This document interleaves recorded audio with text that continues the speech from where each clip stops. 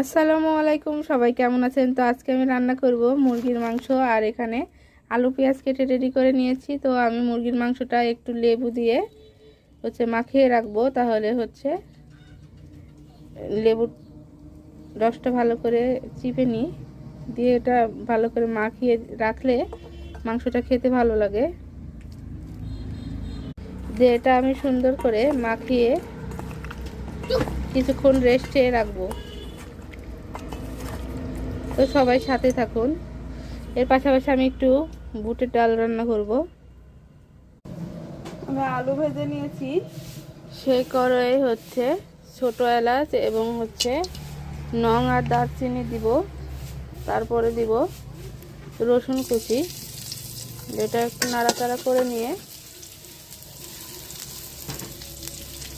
পেঁয়াজ কুচি দিয়ে দিব।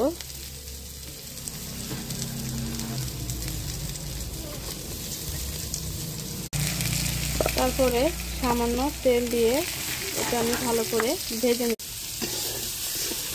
এভাবে একটু নাড়াচাড়া করে ভেজে নিই। তারপরে হালকা ভাজা হয়ে গেলে এভাবে আস্ত জিরা দিয়ে আর একটু আমি এভাবে ভেজে নিব।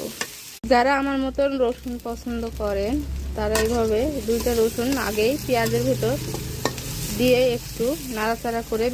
পেঁয়াজটা আমার খুব সুন্দর ভাজা ভাজা হয়ে গেছে। এখানে আমি জিরা বাটা, রসুন বাটা, তারপরে আদা বাটা, মরিচের গুঁড়া, হলুদের গুঁড়া, শুকনো মরিচ দিয়ে মশলাটা যেটা রেডি করে রেখেছিলাম সেটা আমি দিয়ে দিলাম। এবার সুন্দরভাবে এটা কষিয়ে নেব। একটু আমি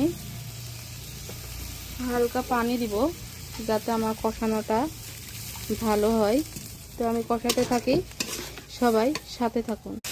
মশলাটা আমার কষানো হয়ে গেছে। তো আমি এখানে রেস্টে রাখা মাংসটা দিয়ে দিব, যেটা আমি লেবু দিয়ে মাখিয়ে রেখেছিলাম।